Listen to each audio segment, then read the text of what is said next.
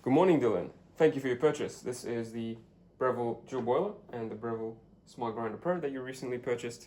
Thank you for your business. In this video, I'm going to be demonstrating them, making sure everything is working fine, and sort of dialing in the grinder if that's necessary. Both units are in really good condition, as you saw in the photos. The machine is fully refurbished with new seals all around, tested fully, cleaned in and out. Everything's working like new, like it should. Grinder also works really well. I haven't made a coffee yet, so I'm not sure what grind size to use for my coffee beans. I'm using the Aldi dark blend. But yeah, the grinder is also in really good cosmetic condition. So we've got small scratches on the back where the shiny plate is, but nothing too major really on the front or on the sides. Enough talking, let's make some coffee. So I like to begin my sessions with a blank shot. So what I do is I get my portafilter, chuck it on the machine, make sure it's attached when the machine is on, because the portafilter will get warm as long as the machine is turned on. So actually now, the machine has been on for about 10 minutes, the portafilter is nice and hot. It's about to burn my hand. But if you don't do the warm-up, the pre-warm standby time, so for example, you just turned it on and you want to make a coffee straight away, at least you can do a warm-up shot, so just run some coffee, as you know, just to warm up the group head and the portafilter and the cup. You can do the double shot, which gives you 30 seconds. You can do the single shot, which gives you 25, I believe, from factory. These are programmable, of course. You can change it from 1 second up to, I think, a minute and a half, if I remember correctly. Potentially even more than a minute and a half. But yeah, most coffees should take 30 seconds, as you know. That's the perfect time for an espresso shot is 30 seconds. And the perfect ratio is 2 to 1. So that's what I'm going to be aiming for. The water is a little bit murky from the cleaning cycle that we did previously. So I'll do that again. Much better. So there was some coffee sitting in the portafilter and the shower screen. That's why it's a little bit dirty.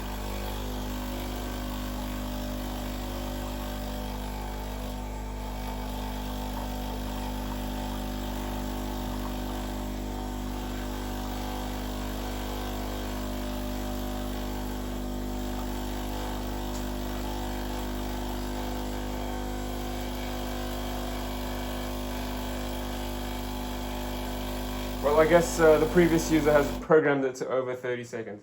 Let's quickly reset the machine to factory. So to do that,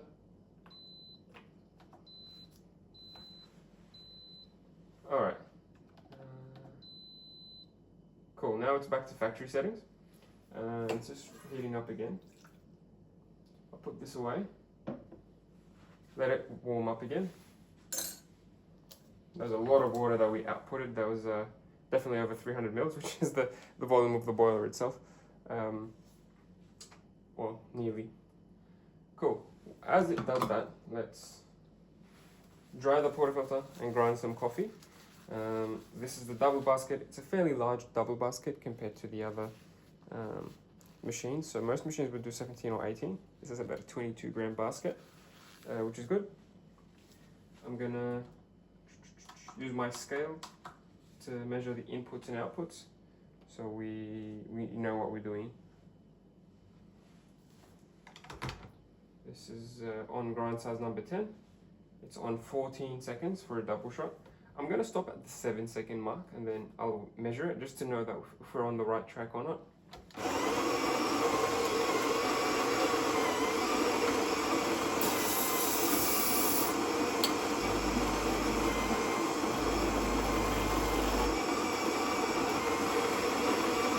I got distracted by the machine. Usually I would stop it halfway and measure and see if we're on the right track. So if we stop at 7 seconds, we'd expect to be at the 10 to 11 gram mark. If we do the full grind amount, we're on 16 grams. Not nearly enough. So what we do? We'll grind a little bit more.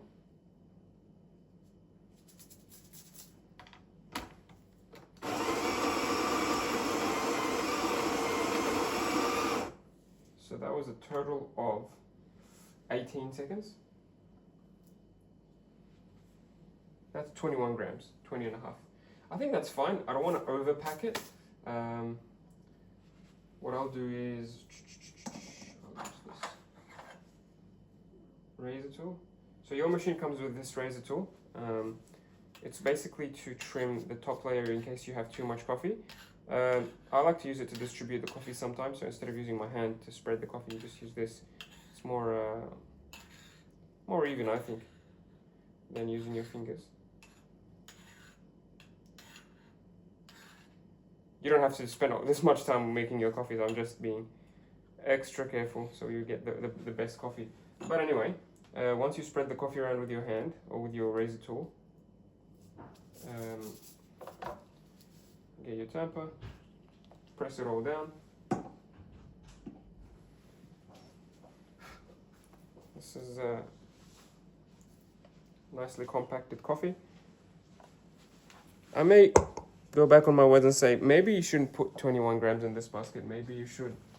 Maybe you should put about 20 or 18 grams maybe. Sorry about that. Yeah, so it's packing 20 grams at the moment, 20 and a half. But if you want, go to 19 or 18 just to give yourself more headspace. Now, if you measure with the razor tool, you can tell if you have too much or too little coffee. And looks like we have just the right amount. So see, I'm going to put the razor tool on and it's barely touching the surface. If I scrape the top layer, it scrapes a little bit. So maybe, depending on your bean density, maybe 20 grams makes more sense. Some beans, I've seen some beans really get into the 22, 23 gram mark on this basket. So yeah, again, it really depends on the bean density. So yeah, this is now 20 grams. Looks good. Enough talking. If you don't have the razor tool handy, what you can do is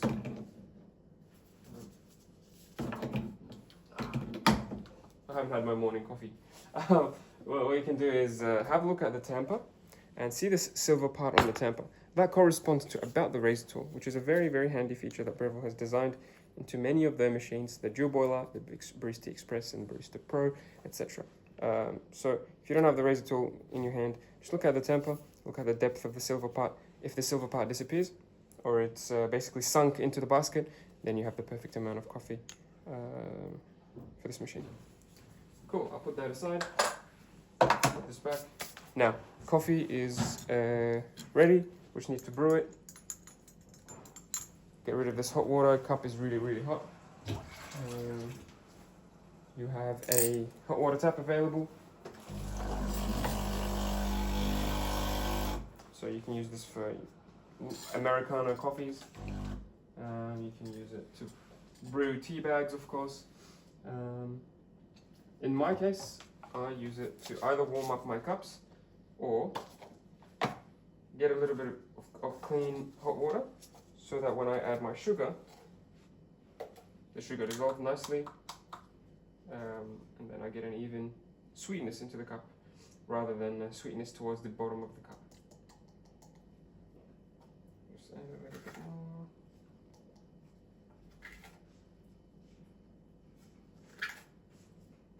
Alright, awesome. That's all done. Now, I'll be aiming for a 2-to-1 extraction. So with this grind size, I'm not sure what will come out. It looks like it's on the finer end of the scale. So it's on grind size 10, but it's fairly fine. So maybe we'll have to go up in the grind size. Maybe it'll be perfect. It's hard to know just by looks. But yeah, I think it's close to what I usually use on my personal machine, the Barista Touch and Press. Reset my cup. Then brew. Obviously, being a dual boiler, you have steam available at all times. Alright, I stand corrected. It looks like it's a decent grind size. Not too fine from my initial expectation. So we're running 20 seconds now and it's towards the black line. I'll stop it there. That's 24 seconds. Usually on this cup, anything around this line is like 60 mils. So below the line is That should be 40 to 50. This is 45. Pretty good. That's near a 2-to-1 ratio. Although it happened in 24 seconds, so it's a bit quick, actually. So instead of grind size 10, we need to try grind size 9 or grind size 8 next time, if we're using the same beans and the same shot and everything. I think it's okay. I'll definitely be having this coffee now with some milk. We'll start steaming shortly. But yeah, as you know, a larger grind size will give you a faster shot and more yield. A smaller grind size will give you a smaller shot and a slower yield. So that's that. Purge the wand before I make any steaming. And then the jug included, I filled it about halfway with full cream milk. Or sometimes you can just use the spout line where the spout curves, just there. Usually it's perfect. I'm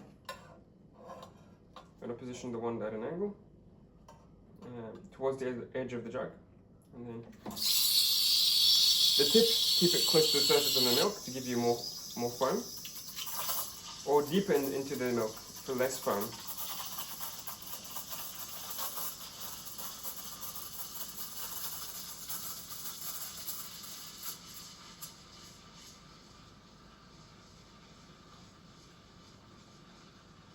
And then just keep spinning and spinning until it's too hot to the touch. When it's too hot, just stop it and then give it a good wipe.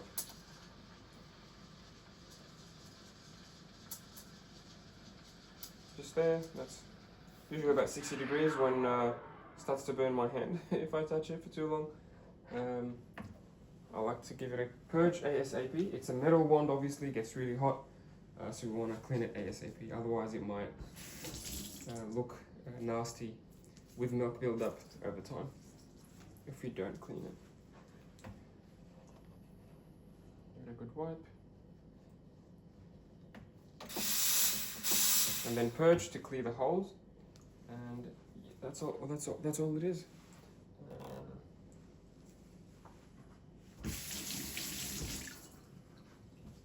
That's the milk side clean. To clean the coffee side, whoops, it's as easy as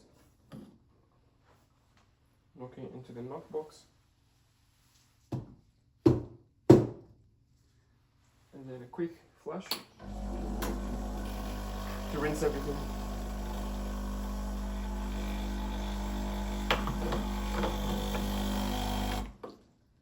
It's all done.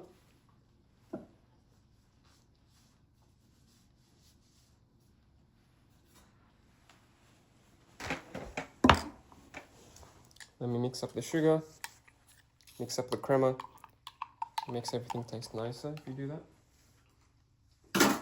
Oh my god, that's a really good shot. And then with the milk, as you know from your barista days, knock to break any air bubbles, swirl it around to mix, and then pour into the cup. I'm no barista. I don't usually get latte art unless I'm super lucky. We'll see what we get today.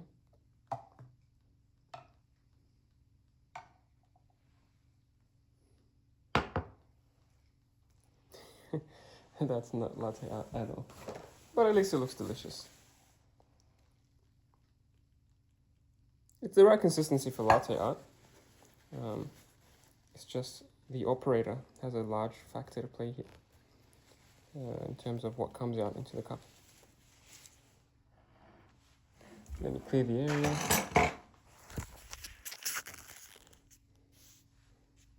So I was aiming to do a bit of a heart and a bit of squiggle underneath, but that didn't work out well for me. But at least look, it's got a lot of foam, obviously. It depends on how much you steam the milk and how long you stay near the surface of the milk jug. Yeah, that looks delicious. I'm looking forward to having it. I'm sure you can do much better latte art and much better coffees than myself. Thanks for watching. Hope you enjoy. Any questions, let me know. And yeah, thanks again for your business. Cheers.